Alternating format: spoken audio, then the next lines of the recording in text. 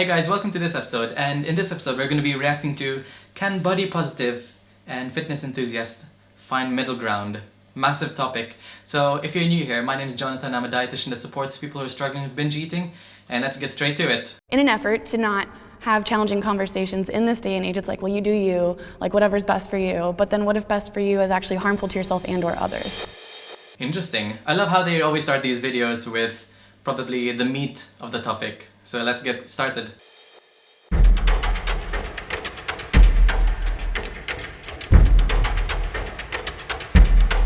that left pool of light, can I have my body positive votes? On the right pool of light, I'll have my fitness enthusiasts.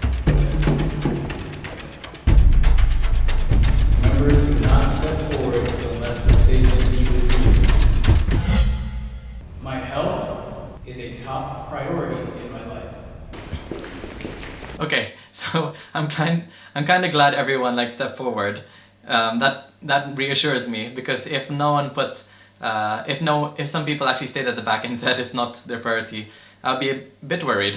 You never know how bad you feel until you start feeling better than you've ever felt in your life. And I've been on both ends of the spectrum, and damn, it's very different to now being really focused on the mind, body, and soul, and really having all parts just as equal as the others. For me, I am a cancer survivor, and so my entire life now is about making sure that I have a life, to continue. So Yeah, I was diagnosed with lymphedema at age 3, which affects the circulation for me through my legs and feet. So health for me has always been at the top of my mind, because if I don't take care of my body, I could have an amputated foot or leg. So it's nothing that I play around with. All of my family almost has suffered from diabetes, heart disease and stuff like that. So that's why I'm extra conscious about my health, because I don't want to come down with any of those diseases.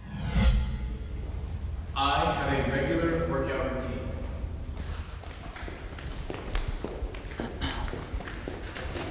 I've been working out consistently since I was 19 years old. I used to work out 2 hours a day, but then I realized it's way too long. So now my workout sessions with weights are about 45 minutes. So I personally used to work out for 1 hour and 45 minutes. I used to have this routine, push-pull legs, but with my push, I would have 3 exercises for chest, 3 exercises for shoulders, 3 exercises for triceps, and I realized, okay, this is quite I really got into it in university, because I really enjoyed working out and I had lots of free time after lectures, especially when you have 4 hours of lectures a day, you have so much free time. But now working, you just realize 1 hour and 45 minutes is so unrealistic. So I'm not surprised why this guy decreased his workouts from 2 hours to 45 minutes. And then the rest is stretching and cardio. And I spend a lot of time stretching because it allows me to get in the zone, kind of like a meditation of sorts. It's all mental. I go to the gym or work out or do something kind for my body in forms of movement every day, because it keeps me sane. If I don't go there, then I feel like something's missing.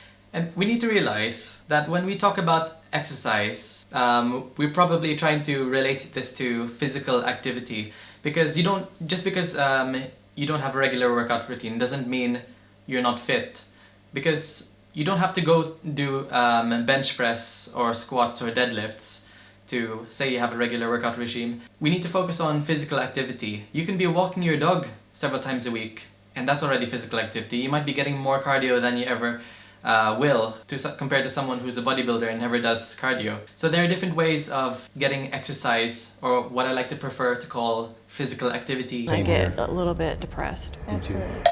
Singing all by myself back there. I was going to the gym regularly every day for 6 months, and then my life shifted, I lost my father, a lot of things happened in my life that threw off my whole routine. And so the point when I was going to the gym so regularly, I felt my brain felt happier. I've gotten that feeling back in other ways. I have no desire in me to change my body in any way. I like when my butt gets a little bigger. I agree with you on that one. Not at all. See, this is where we're gonna get, because I will tell you, not every big person wants to be small.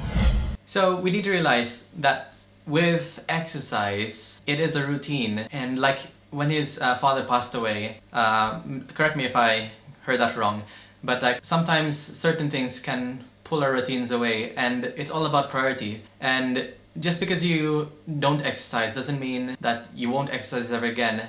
Maybe it just might mean that at the moment it's not the current priority in life. Maybe you need to focus on coping with other ways, because going to the gym can be, or exercising can be, also a coping mechanism for stress.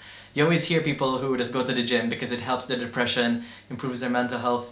But like this guy whose father just passed away, maybe he had to focus on other coping mechanisms because going to the gym might have reminded him of his father or something like that. So there's always so much nuance that we can always assume. I am conscious about what I eat. My mom had me in Weight Watchers in junior high.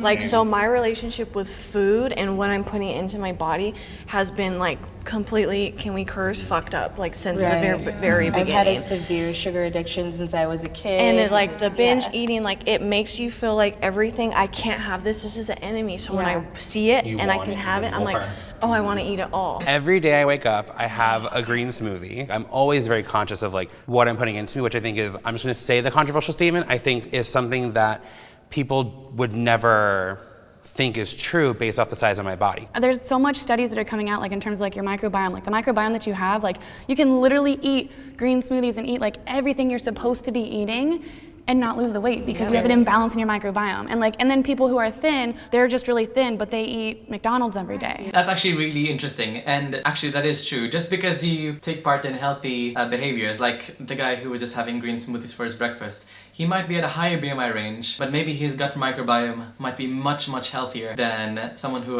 eats McDonald's, like the lady said. Also, did you know that, as a little note, that some people actually sell their poop who have a very, very healthy gut microbiome, and they can actually make money out of it and even sell it. But you have to be at the top end. You probably have to be like a marathon runner, eat 20 fruit and veg a day, very, very high-end poop, essentially. So your gut microbiome can be sold if you want to make money that way. They don't realize is how much they're clogging their arteries, and they die of heart attacks more than quote-unquote big people. I received negative feedback about my body growing up. Oh, there you go. I would have people, like some family members be like, oh, you look a little heavier than you did last year, and then other family members that were a lot more direct, like, when are you gonna lose the weight? And it's been like that, I would say, my whole life, and then we got to a point where I was getting compared to my little sister who's like beautiful and thin, and it's like, it is so hard not to compare yourself to other people. It is so hard to have a healthy relationship with food and with fitness and just with other people, and it became so difficult to break out of that and to really love who I am inside. Sure. Comparison, you know what they say, comparison is a thief of joy. And so I have a twin brother, and we're not identical twins, we're fraternal twins, which basically means we're brothers that are born on the same day, but we don't look the same. There was this, we used to be compared a lot, especially since he was the much, much smarter one. He was always in the star section of his class, and I was like in the average section of the class, and he was mega, mega smart with math and other things. So comparison can really, really affect you mentally, but that's only if you frame it that way, because when we went to university, well, I went to university, he started working as a developer, junior web developer, then we started to develop our own friendship groups. We're not like enclosed into a box. Comparison could be the thief of joy, but don't try to like box yourself into it if you live with like brothers or like loved ones who are just living with you and you feel a bit anxious about a certain thing. Mom would take like, if I had a wrapper of chips like in my room, like she would put it on top of like my dresser and say like, I'm not the reason why you're fat, this is. Like, it was all very like, but it was super crazy psychological because I was like, we've never even discussed this before. I'm from Texas. We all eat soul food. So everybody was eating the same shit food. So my mom, 250 pounds, my brother, 350 pounds. But I saw that I was eating the exact same foods, and I didn't even know until I got around Los Angeles health conscious people. I'm like, what? Wait, you mean to tell me you don't have freaking bacon cheeseburger every single day? I didn't know. So like when you got to LA, what triggered it in your head that said, oh, this to me is the right way for me to look I now? wanted to be a model. the idea that you wanted to become a model and the only idea of model to you meant being thin or fit or whatever that means. Yeah, that's all I saw, because it wasn't as popular. Like, plus size wasn't popular back then when I was 18 years old. Plus size is definitely not but popular. But it still opened up way more than it was when I was 18. The conversation, I will say, is much more broad now. I feel like we're able to talk about these things a lot easier now than we were before. But what the actual way that the industry treats plus size models is totally different.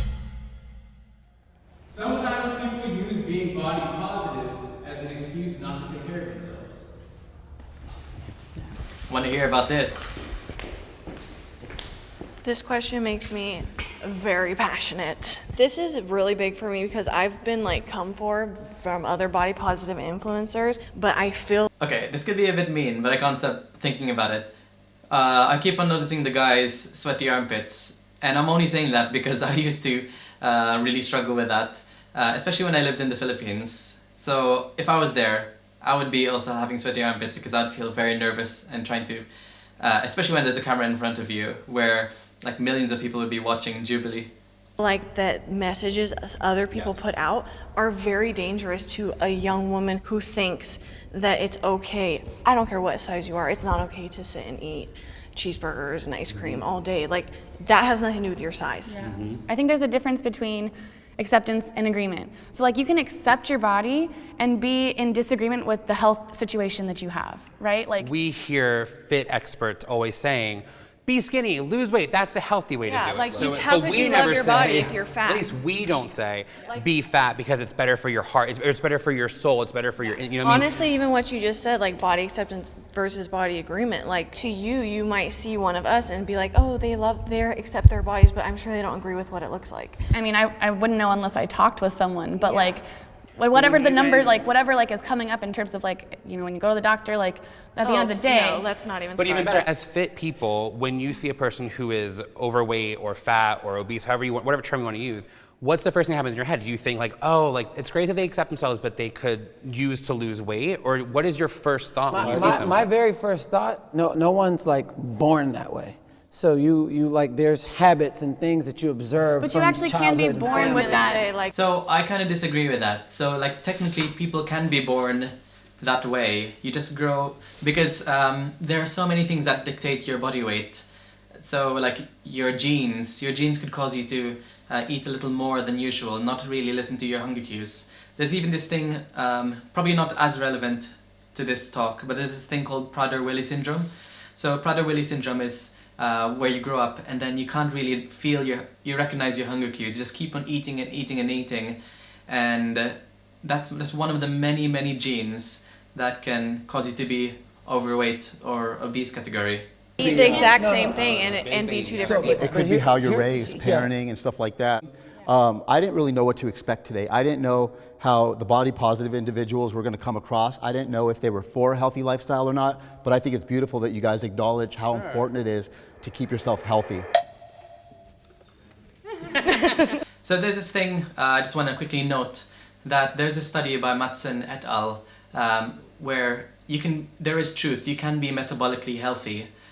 If you're overweight or obese, you can be metabolically healthy. If you focus on these 4 habits, so including 5 fruit and veg a day, increasing physical activity, avoiding smoking and avoiding alcohol.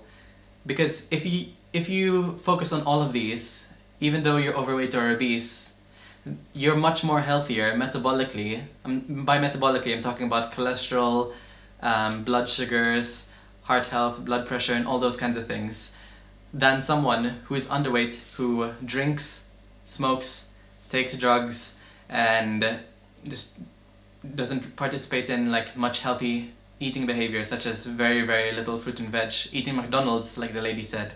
So health is more important than your body weight. Do I feel like there are people in the body positive community that say, well, I'm just happy being fat and I'm just gonna lay down and just do that? Yeah, absolutely, absolutely. You had fat pride, #fat pride was something that was going on for a little while. Just body positivity in general has become a big buzzword that everyone just throws out. You said something at some point that body positivity and like health and stuff is different. Like, is that what everybody Thanks. The actual body positive community was created to give a platform to bodies that have been marginalized in our society. Right. That's what it was actually created for. Which means big bodies, super, disabilities, super skinny bodies, I mean, anything. Different races. And I want to scream because I'm like, actually, this is not meant for you. This is meant for bodies who don't have a voice. The fitness community is I don't know about this. So she's saying like body positivity is for bigger bodies, for skinnier bodies, but at the same time, she's saying this to the people in front of her. Like, it's not for you, even though you're a bit more muscular and you're on the skinnier side. She's saying body positivity is for everyone except you guys, because you're muscular. the reason why the body positive community exists. And I think that as a community, it's important for you guys to be a little bit more inclusive. People come up to me. I just want to say about that, the fitness community can be one of the most supportive communities if you're around the right people. You will find in the gym, like one of the most, because the first time I went to the gym, I didn't even know what to do, and I was in this gym called Old Iron Works, and they had like lots of iron, the gym plates are like pure iron, rusted iron. It's not your typical commercial gym with like plastic plates. I was really nervous, and I was like fiddling around with ropes, and I was thinking, oh, this person's gonna judge me, this person's gonna like shove me out the way because I'm taking too long. I was trying to do a tricep extension, and then the person said, oh, you look like, would you need any help over there? And he actually taught me how to do it properly with the right form. And then he said, after that, would you, if ever you need any help or any questions, just feel free to approach me. I'm right over there by the bench if you have any questions. And that's what hooked me into the gym, the community. There are some people who can be quite mean, could have like roid rage, all those kinds of things. But there are most of the time, people who are extremely supportive. The reason why is because they know what it's like to be there. They know what it's like to start from the start. Everyone started from somewhere. So we can't just say like body positivity is for everyone except the fitness people, because you're the ones who actually started shaming everyone. We can't put one subset of people and then say, okay, you caused all of this. The same way that we can't say that all body positivity people are not focusing on their health. There's a range of people. As long as you love each other, support each other, and remember that focusing on health behaviors rather than your weight, then we can find middle ground. It was really great talking with you guys on that. So I hope you enjoyed this reaction, and comment below any videos you'd like me to react on. Like, comment, subscribe, and I'll see you in the next video.